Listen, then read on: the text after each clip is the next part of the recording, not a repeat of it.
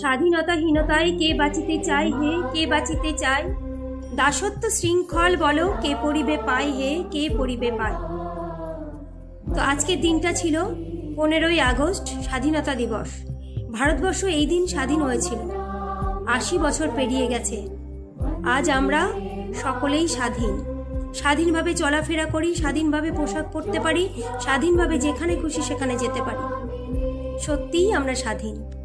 তো যাই হোক, আজকে চলে গেছিলাম 7:30টার সময় আমাদের বেথুয়াডহরি 2 নম্বর গ্রাম পঞ্চায়েতের প্রাঙ্গণে। সেখানে পতাকা উত্তোলনের অনুষ্ঠান অনুষ্ঠিত হচ্ছিল। তো অনেকটা আগেই আমি চলে গেছিলাম। এখানে দেখো সকলে দাঁড়িয়ে আছে। বেথুয়াডহরি 2 নম্বর গ্রাম পঞ্চায়েতের সকল সদস্যবৃন্দ এবং পঞ্চায়েতের সকল সরকারি স্টাফরা আমরা সকলে সমবেত হয়েছিলাম পতাকা উত্তোলনের জন্য। সকাল থেকে সময় দেওয়া থাকলেই সকলে সময় মতো পৌঁছাতে পারে না। 7:30টায় সময় দেওয়া ছিল। আমরা সকলে সমবেত হয়েছিলাম 9:30টার সময় পতাকা উত্তোলনের জন্য। এই দেখো সকলে দাঁড়িয়ে আছি এখানে। তারপরেই আমাদের প্রধান উপপ্রধান ম্যাডাম, ওনাদের ডাকা হলো পতাকা উত্তোলনের জন্য এবং তারা যথারীতি পতাকা উত্তোলন করতে চলেও গেছিলেন। তো সেই চিত্রটা তোমাদের সামনে তুলে ধরার চেষ্টা করছি।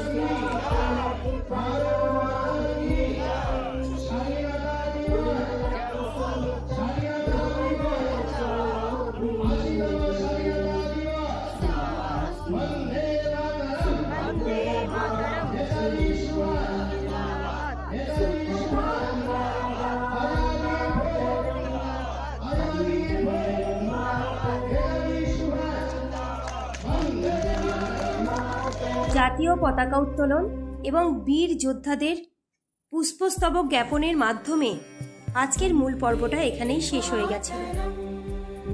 তারপরেই চলে গেছিলাম আমি একটু পার্টি অফিসে। তো যাই হোক, এই প্রসঙ্গে তোমাদের একটা কথা বলে রাখি।